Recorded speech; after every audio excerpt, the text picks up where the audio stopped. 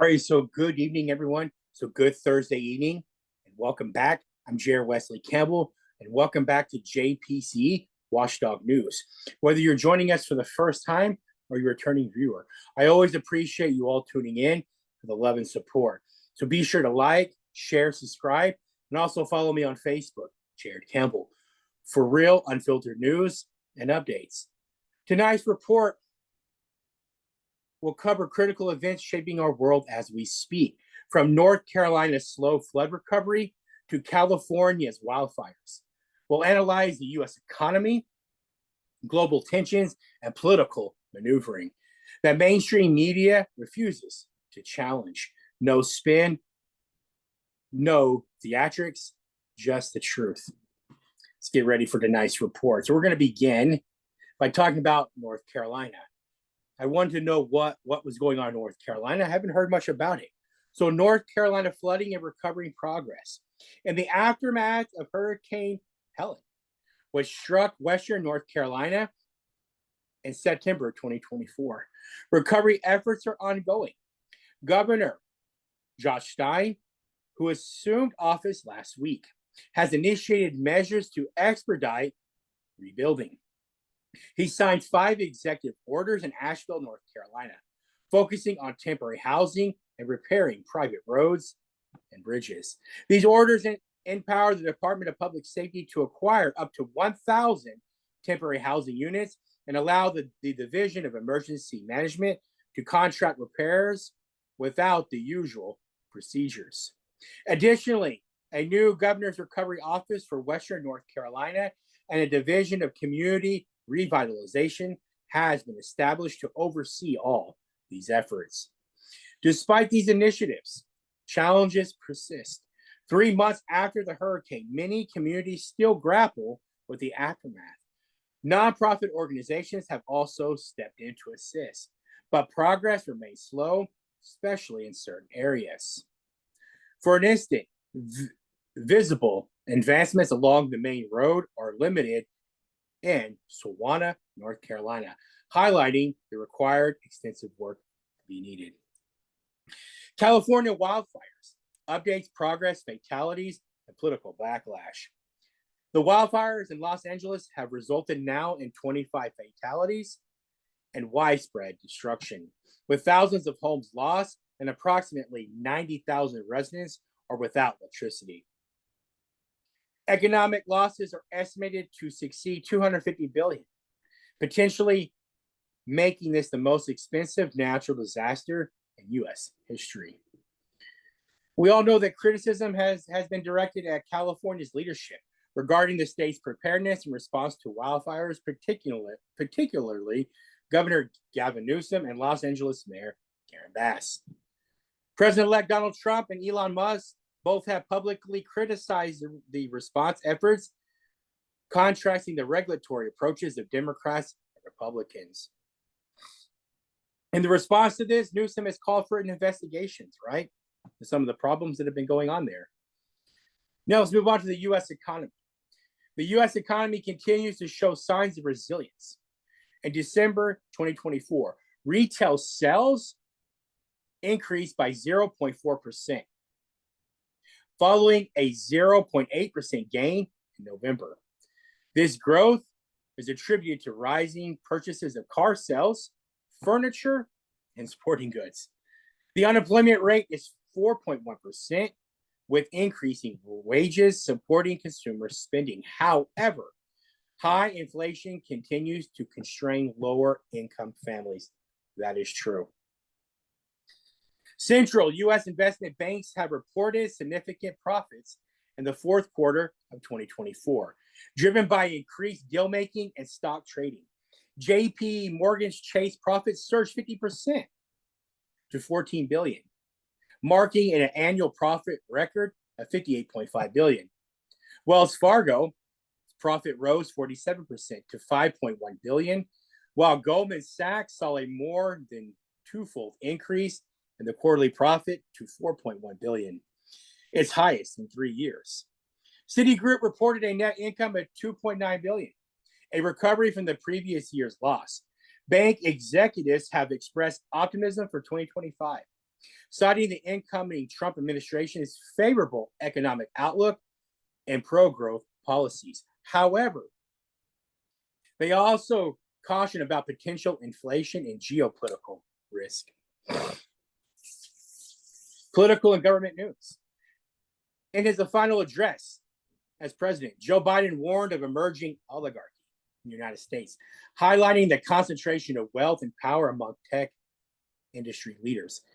Joe Biden's words, not mine.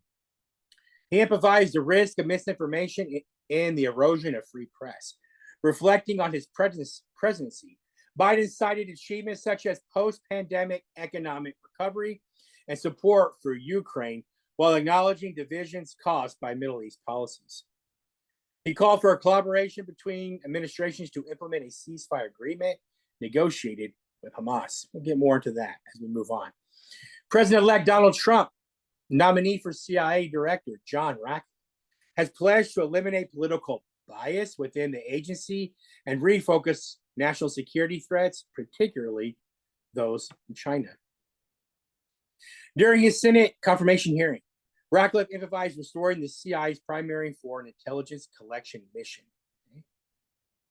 His nomination faces little opposition from the Senate Intelligence Committee, indicating a clear path to his confirmation. Outgoing U.S. Attorney General Merrick Garland has urged career civil servants at the Justice Department to adhere to established norms and not be swayed by unfair criticism. As he prepared to step down, Garland emphasized the importance of upholding the rule of law and maintaining the department's integrity during the transition to the new administration. Blue Origin's New Glenn rocket launch, right? So Blue Origin successfully launched its heavy lift launch vehicle, New Glenn, on its inaugural flight from Cape Canaveral. The mission marks a significant milestone for the company, showcasing its capabilities in the commercial space sector. The rocket carried multiple satellites into orbit, demonstrating its potential for future payload deliveries. Elon Musk compensation lawsuit. Telsa shareholder Richard Tornetta is seeking over $7 billion in legal fees after successfully challenging Elon Musk's $56 billion compensation package. Tornetta argues that the legal team should receive a fee equivalent to 11% of the benefit provided to Telsa, valued at $51 billion. Telsa contends that the compensation package was reinstated by a recent shareholder vote, transforming the legal victory into a loss, and suggests the lawyer deserves $3.6 million. The court hearing is still ongoing. Stock market updates. Taiwan Semiconductor Manufacturing Company, TSMC. Their shares rose 4% in the pre-market trading due to better than expected profits and a positive outlook on AI demand. United Health Group, UNH. Their shares fell 3% after reporting earnings that missed expectations despite a 7% year-over-year revenue growth. Bank of America, BAC, posted stronger than expected quarterly results, with net income and revenue exceeding analysts' estimates. Retail sales growth through December is expected to have slowed to 0.5%, down to 0.7% in November. Bitcoin traded around $99,000. 10-year Treasury yields slightly increased. Gold futures rose and oil futures declined. The victims of the Los Angeles wildfires are facing significant challenges, with many having nowhere to run after losing their homes. The fires have exacerbated the city's housing crisis, leaving displaced residents struggling to find shelter and resources. Local authorities are working to assist, but the scale of the disaster has overwhelmed all available services of help. Let's move on to our world report now. All right, so in the world news, let's talk about China-Taiwan tensions. Recent satellite imagery has revealed that China is constructing mobile piers, potentially enhancing its capacity for amphibious invasion of Taiwan. These developments suggest a strategic move to facilitate the rapid deployment of military assets across the Taiwan Strait. Russia-Ukraine conflict. The conflict between Russia and Ukraine persists with significant developments. During a visit to Kiev, the UK Prime Minister, Keir Starmer, is the image behind me. Ukrainian forces intercepted a Russian drone near the presidential palace, underscoring the ongoing security challenges. The visit coincided with the signing of a historic 100-year partnership focusing on Ukraine's reconstruction, particularly in the energy sector. In diplomatic efforts, Ukrainian President Zelensky discussed with French President Emmanuel Macron the potential deployment of Western troops in Ukraine to secure a peace deal with Russia. This proposal aims to provide security guarantees amidst the protracted conflict. Israel-Hamas ceasefire. So after 15 months of intense conflict, resulting in significant casualties and destruction, Israel and Hamas have agreed to a ceasefire in Gaza. The phased truce includes the gradual withdrawal of Israeli forces and the release of hostages held by Hamas in exchange for Palestinian prisoners. The agreement, brokered with mediation from Qatar and Egypt and also supported by the United States, is set to commence and be finished by Sunday. While the announcement has been met with cautious optimism, challenges remain in implementing subsequent phases, including Gaza's reconstruction and future governance. NATO and EU developments. NATO Secretary General Mark Rutte has cautioned the European Union against creating barriers that could exclude non-EU NATO countries from participating in the EU's defense industry initiatives. He implies that such exclusions could lead to increased costs, complicated production processes, and hinder innovation.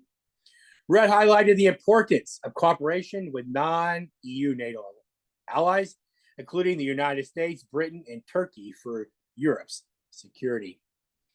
And related development, EU leaders are scheduled to convene in Belgium on February 3rd for a defense retreat, right, involving the UK Prime Minister and NATO Secretary General. This meeting addresses European defense strategies in the light of recent geopolitical shifts. Global economic updates.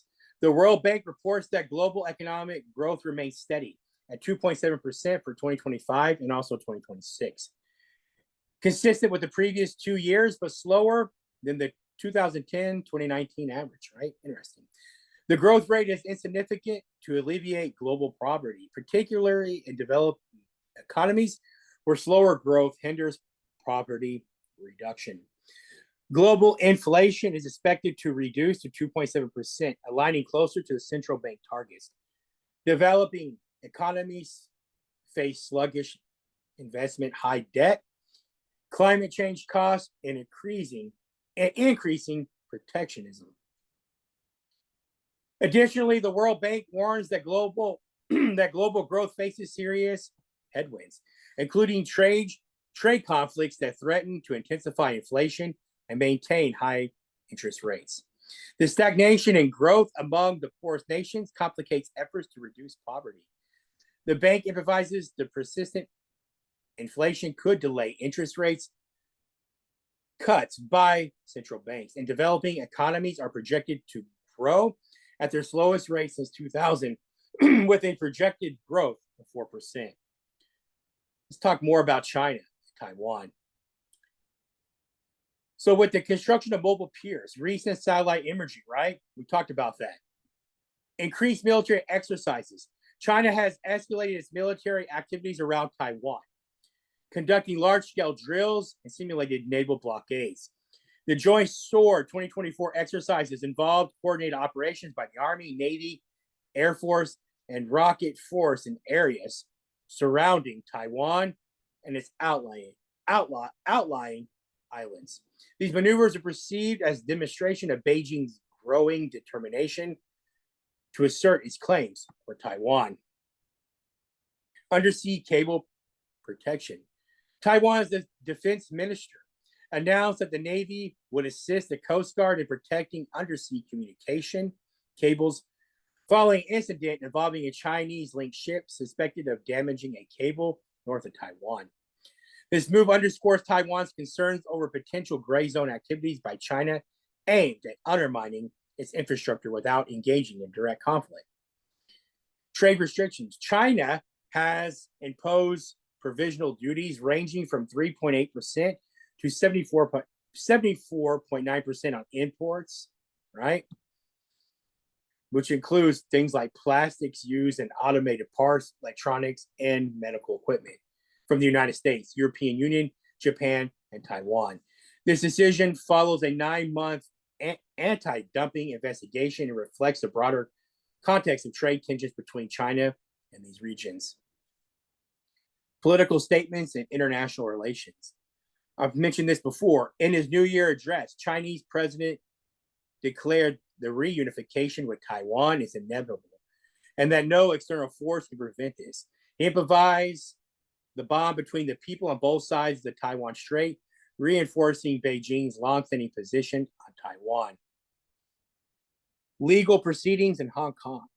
Prominent Hong Kong Democrat Jimmy Lai, currently on trial for colluding with foreign powers, admitted to paying a former U.S. general to advise Taiwan's president in 2017. Lai, however, denied any attempt to endanger China's national security. This case has attracted international attention, with the U.S. and UK governments calling for Lai's release and criticizing the trial as politically motivated amidst China's security crackdown in Hong Kong. In the Taiwan story, expert Carrie Brown argues that maintaining the current stalemate between China and Taiwan is the most prudent approach to avoid potentially catastrophic global conflict. He suggests that any significant interference, particularly by the U.S., altering its strategic ambiguity regarding Taiwan's defense, could provoke a military response from China, escalating the tensions further.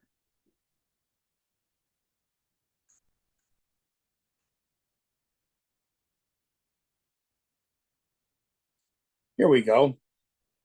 So, in recent reports, suggest that China may have reached its peak oil consumption.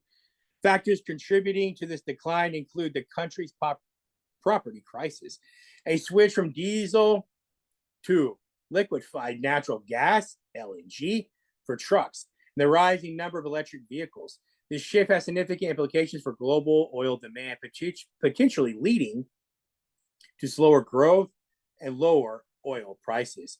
As China moves towards self-sufficiency, right? As they move to self-sustain themselves and these petroleum-type chemicals, other nations, particularly India, may become new drivers of oil demand, though their growth is unlikely to match China's historical consumption levels. In geopolitical risks to the global economy, the World Economic Forum's recent survey of over 900 risk managers reveals that the growing threat of armed conflict is the foremost risk to global economy, followed by climate change-induced extreme weather events and geoeconomic confrontations. Significant concerns include the escalation of wars and rising tensions between the U.S. and China, potentially leading to a global trade war. The World Economic Forum's Global Risk Report emphasizes the divided state of the global economy and calls for collaborative resilience from world leaders to avoid compounding instabilities. All the above developments indicate a complex interplay of geopolitical tensions and economic challenges that could shape the global landscape in the coming years. China's construction of mobile piers suggests a potential escalation in the Taiwan Strait, which could destabilize the region's security and disrupt international supply chains. The persistent Russia-Ukraine conflict underscores the difficulties in achieving lasting peace, with implications for European stability and energy markets. The Israel-Hamas ceasefire, while a positive step, requires careful implementation to ensure enduring peace in the Middle East, right? Because those things never last, do they? Economically, the potential peak in China's oil consumption may signal a shift in global energy markets, affecting oil exporting nations and prompting a reevaluation of energy strategies worldwide. Identifying armed conflict as the primary risk to the global economy highlights the need for diplomatic efforts to mitigate tensions and foster cooperation. These events suggest a future where geopolitical and economic stability heavily depend on proactive and collaborated international engagement. Before I close out, with the peace deal, the ceasefire between Israel and Hamas, both President Biden and President Donald Trump should get credit for it. His transition team, right? Biden has taken full credit for it, but Benjamin Netanyahu has called both of them and has thanked both Trump, his transition team, and he also thanked President Joe Biden. So remember that, right? It was a two-way effort to secure that ceasefire, right? Biden does not take all the effort. So regardless of what you hear in the news, that is false. I posted that to my Facebook. This is where I end tonight's report, right? That's all I have. It may have been a little kind of all over the place, it may seem, or I'm just taking notes, but there's your report. I love you all so much. I hope you enjoyed everything. Have a very blessed evening. Right, this is Jared Wesley Campbell. I'm signing off at JPCE Watchdog News. I'll see how long it took me. Not too bad. Not too bad. So let's stop the share. Right? Stop share. No, I don't have to stop share. I haven't shared anything. So guys, thank you all so much. I love you all so much. Right? I'm going to cover more on the ceasefire between Israel and Hamas. I kind of broken down what's going to happen with that. I'm going to add that in hopefully either Friday or Saturday to my RAND report research because there's a lot in there that kind of fits. But without further ado, I'm signing off. I love you all so much. I'm out.